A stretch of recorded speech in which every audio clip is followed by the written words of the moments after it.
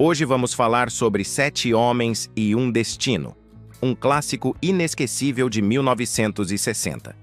Além disso, vamos explorar as 3 sequências que seguiram esse filme lendário. Se você é fã de faroestes, especialmente de Sete Homens e um Destino, esta é a sua chance de mergulhar fundo na história desses filmes icônicos.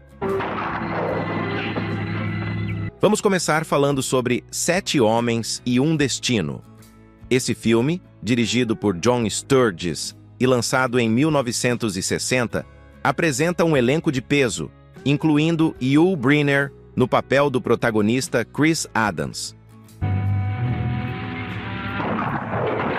A trama gira em torno de uma pequena aldeia rural no México, que está sendo aterrorizada por uma gangue liderada pelo vilão Cálvera, interpretado por Eli Wallach. Sem saber como se defender, os aldeões decidem buscar a ajuda de pistoleiros americanos, liderados por Chris Adams.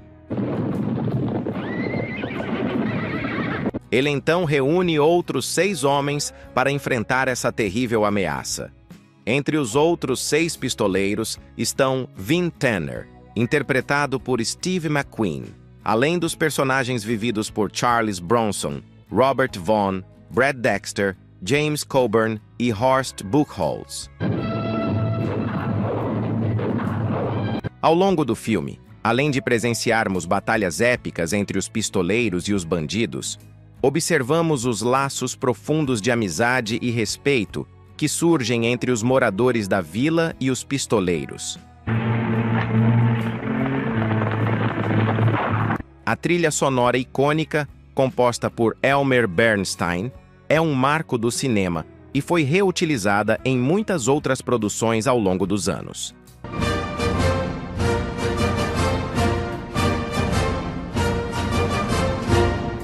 Esse filme não é apenas um marco no gênero western, mas também um remake do clássico japonês Os Sete Samurais, de Akira Kurosawa. Kurosawa, aliás, ficou tão impressionado com o trabalho de Sturges que lhe enviou uma espada cerimonial como presente.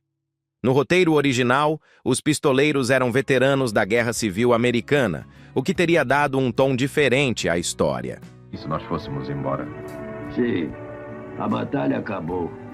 Outra curiosidade interessante é que Yul Brynner teve grande influência na escolha do elenco, insistindo na contratação de Steve McQueen, apesar da relação conturbada que tiveram durante as filmagens. Sobre as sequências, a primeira delas foi lançada em 1966, com o título A Volta dos Sete Homens.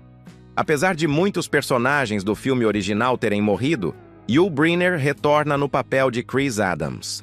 A trama segue uma linha semelhante à do primeiro filme, com Chris reunindo um novo grupo de pistoleiros para enfrentar um bando de criminosos liderado por Lorcan. Novos rostos aparecem, como Robert Fuller, que substitui Steve McQueen no papel de Vin Tanner, e Claude Akins, que traz uma nova dinâmica ao grupo. Apesar de não ter o mesmo impacto do original, A Volta dos Sete Homens trouxe alguns elementos interessantes, como o vilão Lorca, que tem uma conexão prévia com Chris, criando uma dinâmica mais pessoal entre herói e vilão. A produção foi rodada em grande parte na Espanha, uma escolha comum na época, devido às paisagens desérticas ideais para os westerns. Em 1969, chega As Pistolas dos Sete Homens, a terceira parte da saga. Desta vez, o personagem de Chris é interpretado por George Kennedy, já que Yul Brynner não retorna para o papel. A trama gira em torno do resgate de um líder revolucionário mexicano, e o filme adota uma abordagem mais focada na ação, um pouco mais distante do drama que marcou os filmes anteriores. Mais uma vez, o filme foi rodado na Espanha e conta com Fernando Rey em um papel coadjuvante.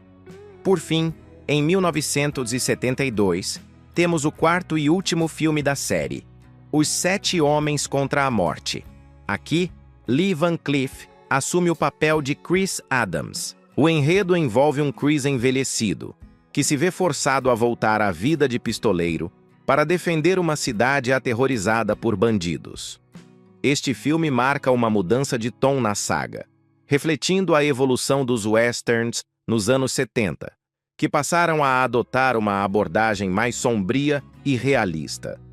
É interessante notar como cada filme, apesar de manter alguns elementos centrais, como a defesa de uma aldeia ou cidade, apresenta diferenças marcantes em estilo e tom. O que começou como uma homenagem aos 7 samurais acabou se transformando em uma saga com identidade própria, adaptando-se às mudanças no gênero ao longo dos anos. E é isso.